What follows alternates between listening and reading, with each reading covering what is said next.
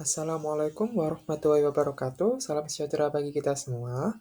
Baik, perkenalkan saya Muhammad Ibnu Adam dari perwakilan kelompok SMPN 5 Malang yang beranggotakan saya sendiri, kemudian rekan saya Lika Rahmawati, dan juga Retno Nila Kartika. Di sini kami akan mempresentasikan terkait peran guru sebagai teladan pembelajaran pada keterampilan sosial emosional. Baik, untuk pembahasan pertama yaitu ada tabel 2.4 yang telah kami diskusikan secara berkelompok.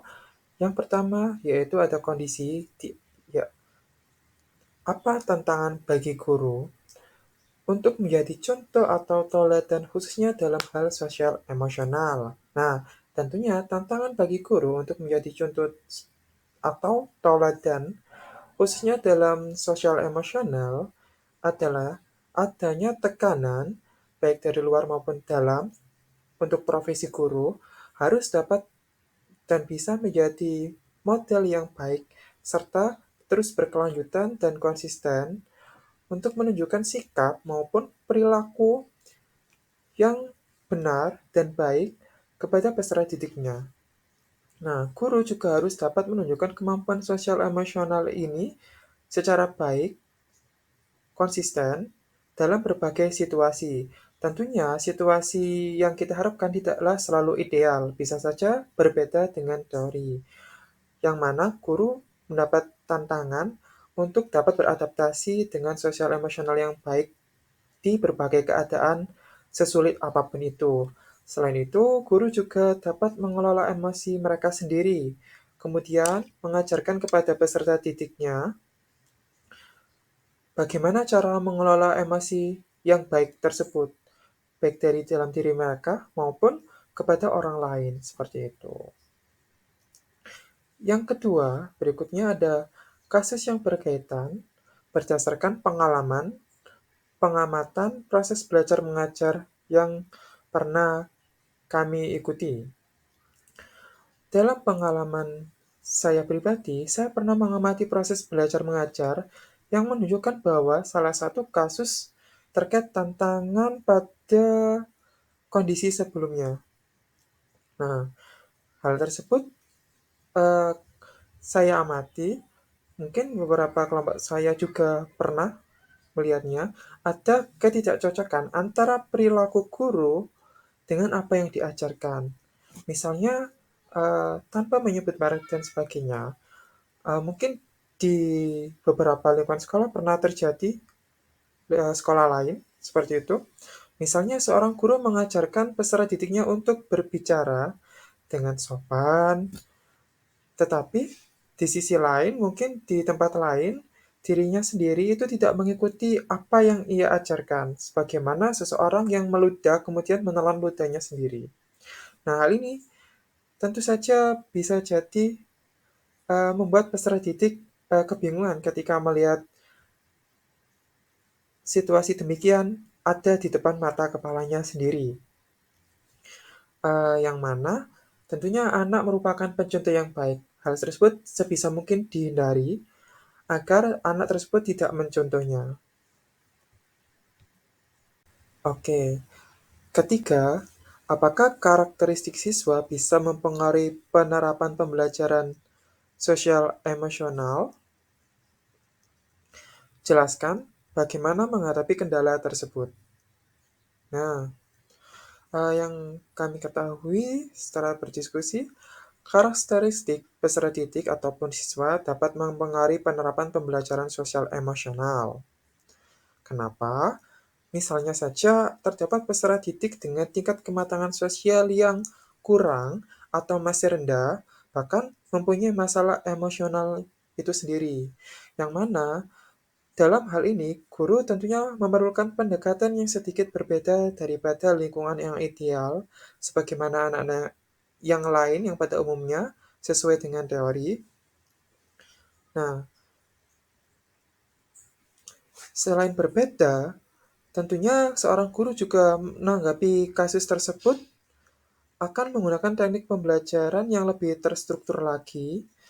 Nah, selain itu, bisa lebih ke pendekatan individualis, kemudian melibatkan peran orang tua atau ahli di bidangnya, misalnya guru BK atau mungkin di luar sekolah, para psikolog anak, ataupun ahli parenting seperti itu, yang bisa mendukung pembelajaran sosial emosional peserta didik.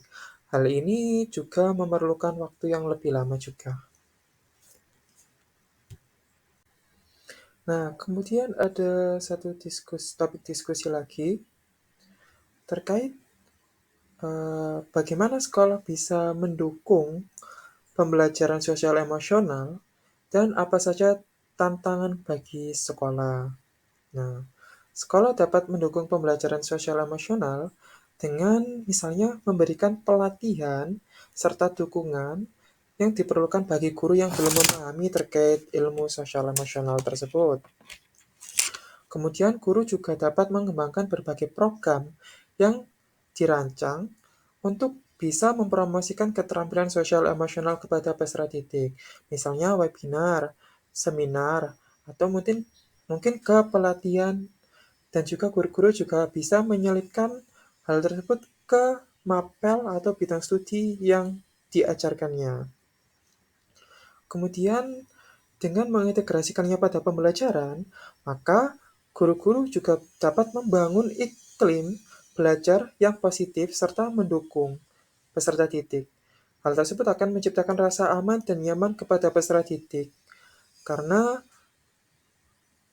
positifnya lingkungan dari hasil sosial emosional yang telah terbangun tersebut, baik antara guru, guru dengan peserta didik maupun antar peserta didik.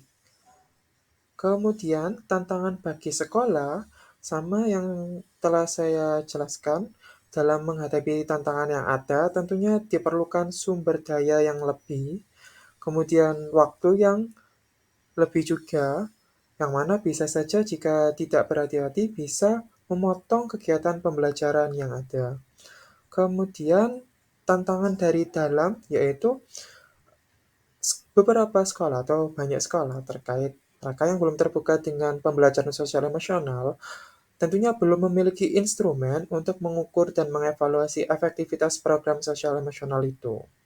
Bagaimana keberlangsungannya, bagaimana program tersebut bisa dinyatakan berhasil, dan juga menggunakan angket atau semacamnya untuk mengukur kegiatan tersebut. Oke, itu saja yang dapat saya sampaikan terkait diskusi kami pada tabel 2.4. Kemudian berikutnya ada bahan diskusi terkait menyimak tayangan film Laskar Pelangi. Baik, untuk review film Laskar Pelangi tersebut, eh, untuk pembelajaran sosial emosional, tentunya hal yang pertama kali muncul di benak kami, film tersebut mengisahkan seorang guru yang mengajar dengan berbagai keterbatasannya, seperti tempatnya mengajar yang terpencil, terpelosok, dan juga tertinggal, dengan peserta didik yang seadanya, tidak sesuai bagaimana lingkungan yang ideal, dan juga murid yang banyak serta fasilitas yang mumpuni. Namun, guru tersebut terus memotivasi peserta didiknya dengan berbagai pendekatan serta memperkuat hubungan emosi antara guru dengan peserta didiknya. Dari sini kita tahu bahwa guru tersebut mempunyai pengetahuan dan juga dapat mengimplementasikan bagaimana cara mendidik peserta didik dengan menggunakan sosial emosional atau pendekatan sosial emosional yang ada. Kemudian yang dapat kami pelajari dari film tersebut, guru merupakan agen of change atau agen perubahan yang memberikan peran penting bagi peserta didiknya, terutama yang tinggal di daerah terpencil, terpelosok, dan juga tertinggal, untuk meraih impiannya. Untuk itu, guru harus mempunyai effort lebih untuk bisa menjadi mentor, motivator, dan pendamping belajar bagi peserta didiknya. Kemudian, guru juga harus mempunyai hubungan yang baik terkait sosial emosional dengan peserta didiknya untuk membuat lingkungan belajar aman dan nyaman serta berpihak kepada peserta didik. Dengan begitu, maka dapat memaksimalkan potensi yang ada di peserta didik dengan skala keterbatasannya. Yang bisa kami pelajari jadi kejadian film tersebut, sama halnya dengan yang dapat kami pelajari dari film, bahwa hubungan antara guru dengan peserta didiknya itu sangat penting dalam pembelajaran sosial emosional. Karena dengan begitu, maka guru mampu memberikan peserta didik rasa aman, nyaman, kemudian menghargai, dan terhubung dengan orang lain di sekitar mereka. Dari kuatnya solidaritas dan empati antara peserta didik dengan guru, maka dapat menciptakan lingkungan yang berpengaruh atau mempengaruhi peserta didik serta mengembangkan potensi yang ada pada peserta didik untuk meraih cita-citanya atau capaian yang ingin dicapai. Seperti itu. Berikutnya akan dilanjutkan oleh rekan kelompok saya, Retno Nilakatika. Terima kasih. Setelah menganalisis film Mustafa, maka film selanjutnya yang dianalisis yaitu film Lead Podcast. Kemudian, hal yang pertama kali muncul di pikiran saya saat pertama kali menonton atau teringat film Lead Podcast, yaitu seorang guru yang mencoba untuk memenuhi keinginan peserta untuk menyalurkan keinginan tersebut dengan ikhlas. Dalam film ini terdapat seorang guru yang bernama Jan Christine, di mana beliau ini mengajar di sekolah swasta bernama Welcome Academy, di mana sekolah ini adalah sekolah swasta yang bersifat konservatif dengan aturan yang sangat ketat dan menjunjung tinggi beberapa prinsip, di antaranya adalah agama atau kehormatan, disiplin, excellence, dan keadilan. Dalam rangka untuk melaksanakan prinsip-prinsip tersebut, guru yang mengajar di sana sangat keras dan disiplin terhadap peserta didiknya.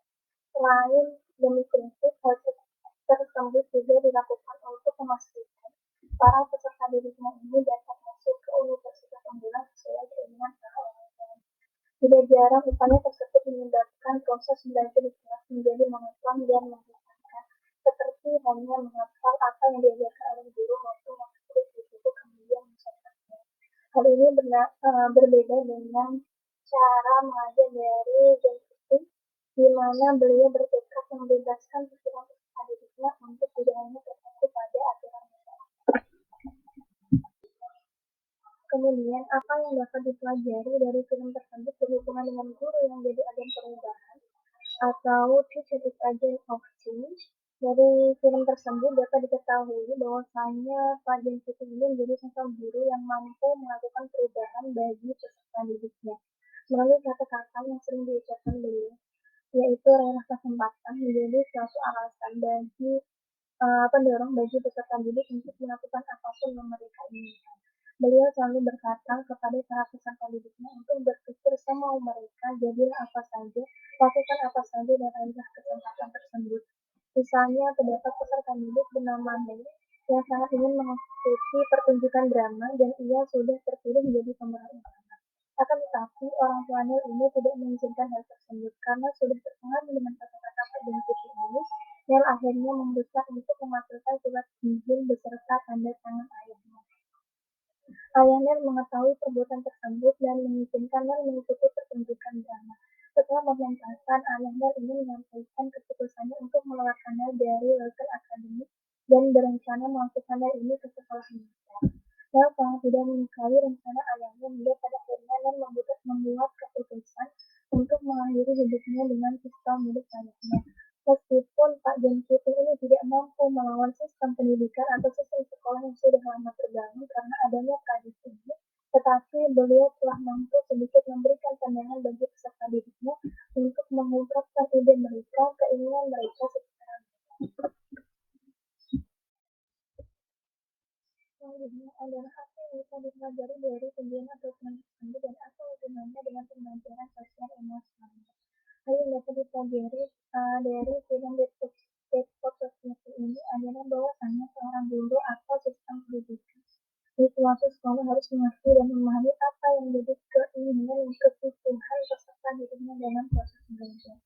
Sekolah tetap memiliki peraturan yang harus ditaati oleh semua peserta didiknya, tetapi juga memberikan kebebasan bagi peserta didik untuk mengembangkan bakat dan minat sesuai dengan keinginan mereka, serta tidak hanya terpaku pada hasil prestasi secara akademik saja.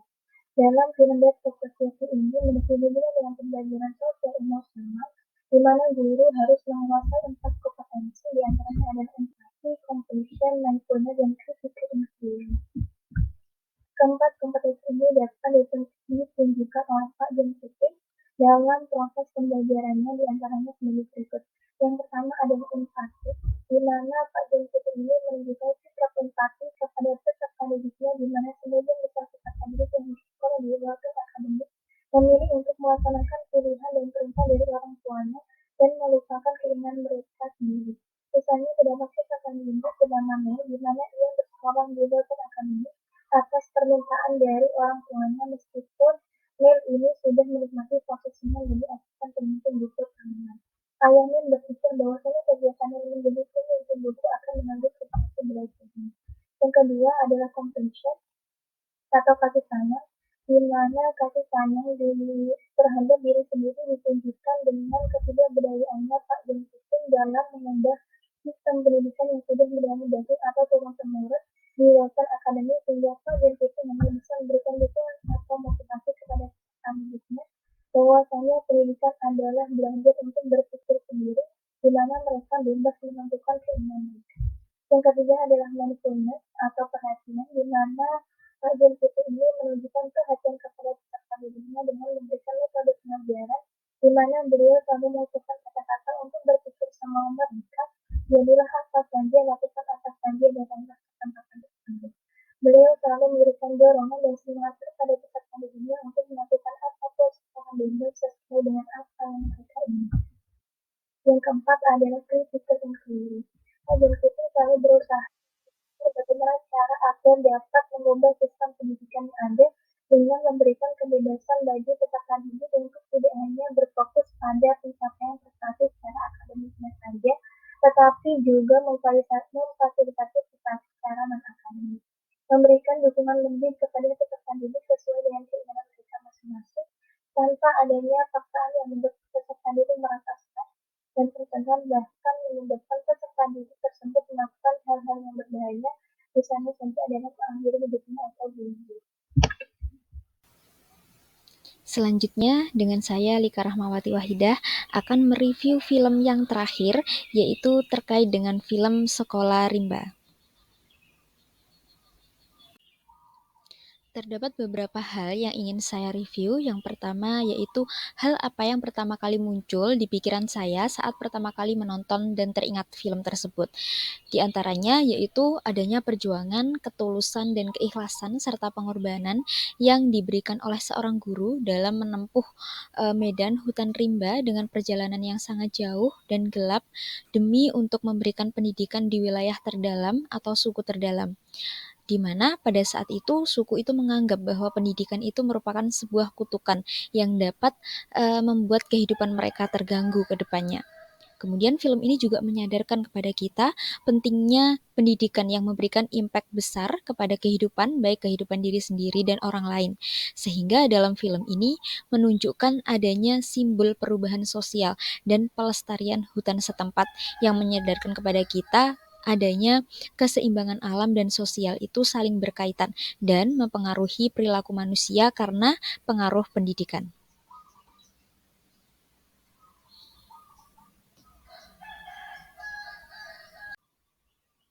Selanjutnya, review yang kedua adalah berkaitan dengan apa yang dapat kita pelajari dari film tersebut yang berhubungan dengan guru yang menjadi agen perubahan, di mana terdapat beberapa hal yang dapat dipelajari dalam film tersebut. Yang pertama di antaranya adalah film tersebut memberikan kepada kita pemahaman bahwa seorang guru itu dapat menampilkan esensi keberanian dan tekad seorang guru dalam merubah kehidupan anak-anak di suku pedalaman, di mana seorang guru tersebut mampu mendedikasikan dirinya untuk menjadi penghubung dan fasilitator dalam penggerak atau penggiat pendidikan yang mengenalkan dunia pendidikan, dunia modern kepada suku pedalaman Kalimantan. Kemudian yang kedua, seorang guru yang bernama Butet yang berperan menjadi agen perubahan dengan memberikan pengetahuan dan keterampilan secara praktis dan juga mengajarkan kepada anak-anak mengenai nilai-nilai sosial dan lingkungan hidup, sehingga mereka dapat menerima pendidikan sebagai agen perubahan yang menerima tantangan zaman. Selanjutnya, Butet sebagai seorang guru memiliki keberanian dalam mengambil keputusan dengan berpendirian teguh untuk memberikan pendidikan, meskipun yang kita tahu dalam film tersebut bahwa pendidikan dianggap melanggar adat mereka dan kutukan bagi suku mereka. Hingga seorang salah satu anak dari suku pedalaman yang bernama Bungo, mampu dan mahir membaca sebagai media salah satu suku tersebut untuk mengubah tatanan kehidupan mereka dan beradaptasi dengan zaman. Selanjutnya, review yang akan saya bahas terkait dengan apa saja yang bisa dipelajari dari kejadian atau film tersebut dan apa hubungannya dengan pembelajaran sosial emosional. Secara garis besar, seorang guru itu memiliki peran yang penting dalam menerapkan pembelajaran sosial emosional karena dalam pembelajaran perlu adanya pengenalan dan pengelolaan emosi, berempati, dan membuat keputusan yang tepat dalam proses mendidik.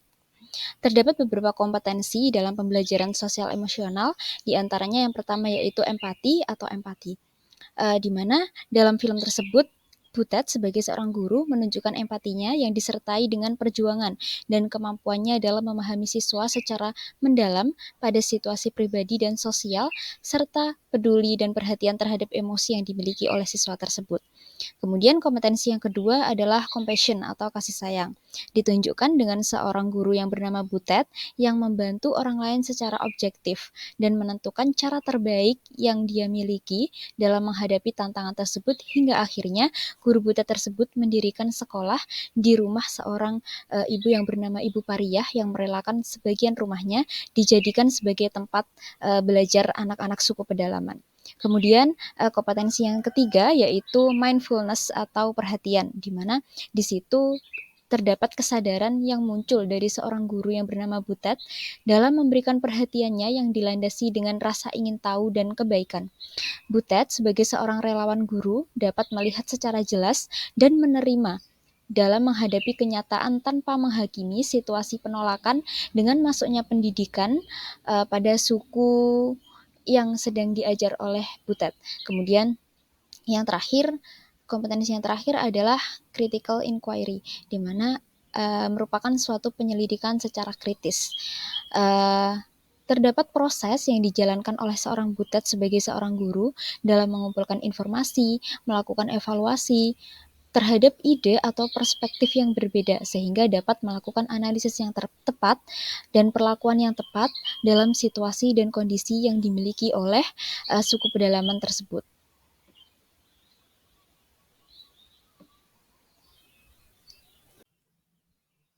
Sekian hasil diskusi dari kelompok kami dan review film terkait dengan pendidikan.